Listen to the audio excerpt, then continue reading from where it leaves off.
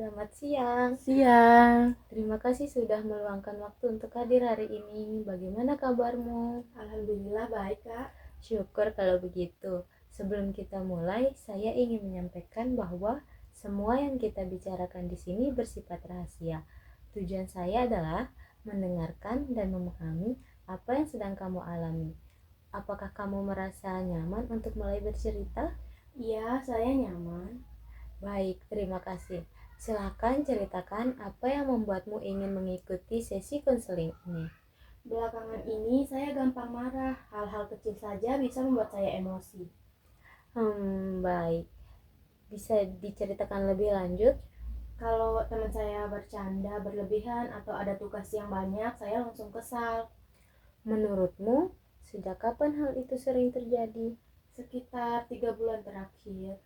Jadi, selama 3 bulan terakhir, kamu merasa lebih mudah marah dibanding sebelumnya, terutama ketika menghadapi tekanan atau candaan dari teman. Iya, benar. Sepertinya kondisi ini membuatmu cukup lelah dan tidak nyaman. Iya, saya capek juga sebenarnya. Menurutmu, apa yang biasanya menjadi pemicu paling besar? Saya banyak tugas kuliah. Di rumah juga sering dimarahi orang tua karena nilai saya turun. Jadi, selain tekanan dari kuliah, kamu juga merasa mendapat tekanan dari keluarga. Apakah saya menangkapnya dengan benar? Iya, betul. Saya bisa memahami bahwa menghadapi tekanan dari beberapa arah sekaligus tentu tidak mudah. Ketika sedang marah, apa yang biasanya kamu lakukan? Saya membentak teman atau membanting barang yang ada di dekat saya. Bagaimana reaksi teman-temanmu saat itu? Mereka jadi menjauh dan ada yang takut berbicara dengan saya. Jadi, kemarahanmu itu membuat hubunganmu dengan temanmu menjadi kurang baik. Dan setelah itu kamu merasa tidak nyaman. Iya, setelah marah saya selalu menyesal. Apa yang biasanya kamu pikirkan setelah menyesal? Saya merasa kenapa saya tidak bisa mengendalikan diri. Apakah sebelumnya pernah ada yang berhasil membuatmu lebih tenang?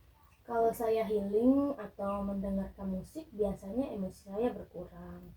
Itu menunjukkan bahwa sebenarnya kamu sudah memiliki cara yang cukup sehat untuk menenangkan diri. Iya, tetapi saya sering lupa melakukannya ketika sedang marah. Menurutmu, apa yang bisa kamu lakukan ketika mulai merasakan tanda-tanda marah? Mungkin saya bisa diam dulu atau keluar sebentar supaya tidak terpancing emosi. Menurut saya, itu ide baik. Dengan memberi jeda sejenak, kamu mempunyai kesempatan untuk berpikir sebelum bereaksi. Selain itu, kamu juga bisa mencoba tarik napas perlahan beberapa kali, menghitung sampai 10, atau berbicara dengan nada yang lebih tenang. Menurutmu, strategi mana yang paling memungkinkan kamu mencoba terlebih dahulu? Saya ingin mencoba keluar sebentar dan menarik napas dulu. Baik, itu merupakan langkah yang realistis dan sesuai dengan kondisi yang kamu alami. Baik, dari pembicaraan kita hari ini, saya menangkap beberapa hal. Kamu merasa lebih mudah marah sejak sekitar 3 bulan terakhir karena tekanan dari keluarga dan kuliah. Dampaknya hubunganmu dengan teman menjadi kurang baik, dan setelah marah kamu sering merasa menyesal.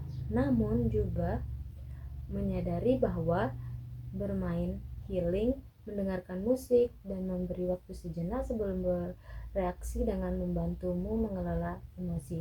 Apakah rangkuman saya sudah sesuai? Iya, sudah sesuai.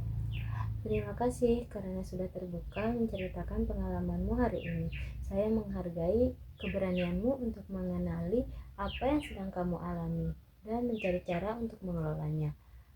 Perubahan memang membutuhkan proses, tetapi langkah kecil yang kamu rencanakan hari ini merupakan awal yang baik. Saya berharap kamu dapat mencoba strategi yang sudah kita diskusikan. Pada pertemuan berikutnya, kita bisa melihat bagaimana perkembangannya dan mendiskusikan hal-hal yang bisa menjadi tantangan. Terima kasih atas waktumu. Semoga hari-harimu menyenangkan. Terima kasih banyak Kak, saya merasa lebih lega setelah bercerita dan jadi punya gambaran tentang apa yang akan saya lakukan.